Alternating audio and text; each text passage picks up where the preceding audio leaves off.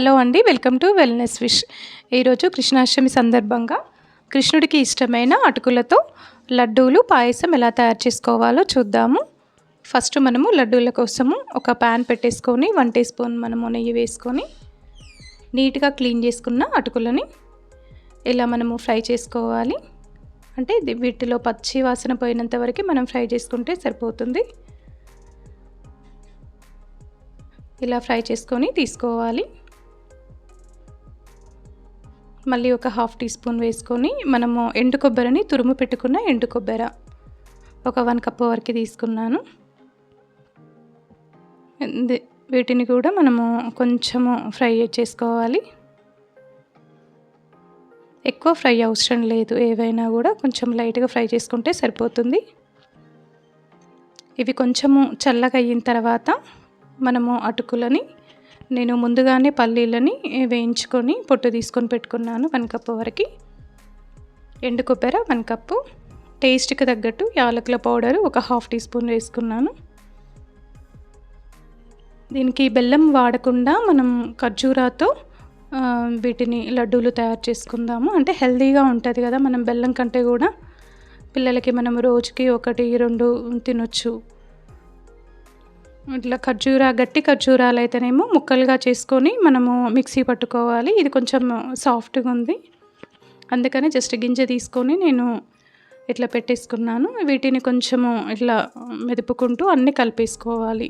ఖర్జూరాతో పాటు ఇవన్నీ అటుకులు, పల్లీలు, కొబ్బరి ఇలా చేసుకొని చిన్న చిన్న లడ్డూల్లాగా చేసుకోవాలి. ఇవి ఒక 15 to 20 డేస్ వరకు మనకి స్టోర్ అవుతాయి. ఇది దేవుడికి ప్రసాదంగా, మనకి కృష్ణుడికి ప్రసాదంగా పెట్టుకున్న వాళ్ళం అవుతాము. మనం హెల్తీగా కూడా మనము తింటాము కదా. ఏది చేసుకున్నా మనం కొంచెం హెల్తీగా చేసుకుంటే బాగుంటుంది. ఇలా వీటిని అన్నీ మనము ఇట్లా చేసుకోవాలి. అటుకుల పాయసము, వీటికి కావాల్సింది క్లీన్ చేసుకున్న అటుకులు, పచ్చి కొబ్బరి తురుము వేసుకుంటున్నాను. దీనికి బొంబాయి రవ్వ కొంచెము, బెల్లము, డ్రై ఫ్రూట్స్. ఫస్ట్ మనము గిన్నె తీసుకొని దాంట్లో నెయ్యి ఒక 1 టీ స్పూన్ వరకు నెయ్యి వేసుకొని మనము డ్రై ఫ్రూట్స్ అన్నీ కొంచెం ఫ్రై చేసుకోవాలి. అంటే నేను కాజు, బాదాము ఎవరు ఇష్టం వాళ్ళది, నేను ఇవి 2 తీసుకున్నాను. తర్వాత కొంచెం కిస్మిస్లు, ఇష్టం ఎవరికి మనకి ఇష్టమైనవన్నీ వేసుకోవచ్చు డ్రై ఫ్రూట్స్ అన్నీ. ఇవి మనము ఫ్రై చేసుకొని తీసుకోవాలి. బొంబాయి రవ్వ కూడా మనము పచ్చి వాసన లేకుండా కొంచెం ఫ్రై చేసుకోవాలి. కొంచెము బొంబాయి రవ్వ తీసుకున్నాను, ఒక 2-3 టేబుల్ స్పూన్ల వరకు. ఇది కొంచెం ఫ్రై చేసుకొని ఇది కూడా అట్లే తీసుకొని మనము ఒక పెద్ద కప్పు అటుకులు తీసుకుంటే దానికి ఒక 4-5 కప్స్ వరకు మనము పాలు తీసుకోవచ్చు. అంటే మనకి కొంచెం లూజ్ కావాలన్న వాళ్ళు కొంచెం ఎక్కువ తీసుకోవచ్చు. థిక్ కన్సిస్టెన్సీ అనేది, థిక్ అంటే నార్మల్గా మనము తినేదాన్ని బట్టి.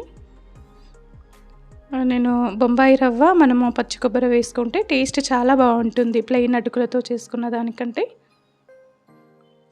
రవ్వ ఒక 5 మినిట్స్ అట్లా ఉడికిన తర్వాత మనం పచ్చి కొబ్బరి వేసుకొని ఇది కూడా ఒక 3-4 మినిట్స్ ఉడకనిచ్చి తర్వాత మనం అటుకులు వేసుకోవాలి. అటుకులు ఇవి పల్చటి అటుకులు కాబట్టి మనకు వేసుకోగానే ఒక 2-3 మినిట్స్లో మనము స్టవ్ ఆఫ్ చేసుకుంటే సరిపోతుంది. స్టవ్ ఆఫ్ చేసుకున్న తర్వాత బెల్లం వేసుకోవాలి. మనము బెల్లం వేసి ఉడకనివ్వద్దు. మనము టేస్ట్కి తగ్గట్టు కొంచెం యాలకుల పౌడరు, బెల్లం కూడా మన ఆప్షను. స్వీట్ ఎక్కువ కావాలి అనుకునే వాళ్ళు ఎక్కువ వేసుకోవచ్చు, తక్కువ మనము కావాలి అంటే కొంచెం తక్కువ తీసుకుంటే బెస్ట్. యాలకుల పొడి వేసుకొని మనము బెల్లం వేసుకుంటే ఎంతో టేస్టీగా ఉండే ఈ పాయసం రెడీ అవుతుంది. చాలా టేస్ట్ ఉంటుంది. మనం పచ్చి కొబ్బరి అంటే బొంబాయి రవ్వ వీటి వేసుకున్నాం కాబట్టి ప్లెయిన్ అటుకులతో చేసిన దానికంటే ఇలా చేసుకుంటే చాలా బాగుంటుంది. పిల్లలకు కూడా బాగా ఇష్టంగా తింటారు ఇది. ఇట్లా మనం ఫైనల్గా మనం ఫస్ట్ ఫ్రై చేసుకున్న డ్రై ఫ్రూట్స్ వేసుకుంటే ఎంతో టేస్టీగా ఉండే పాయసం రెడీ అవుతుంది. ఇట్లా మనము హెల్తీగా లడ్డూలు, పాయసము ఇలా మనకి కృష్ణుడికి ప్రసాదంగా పెట్టుకోవచ్చు. ఈ వీడియో మీకు నచ్చినట్లయితే లైక్ చేయండి, షేర్ చేయండి, సబ్స్క్రైబ్ చేయండి.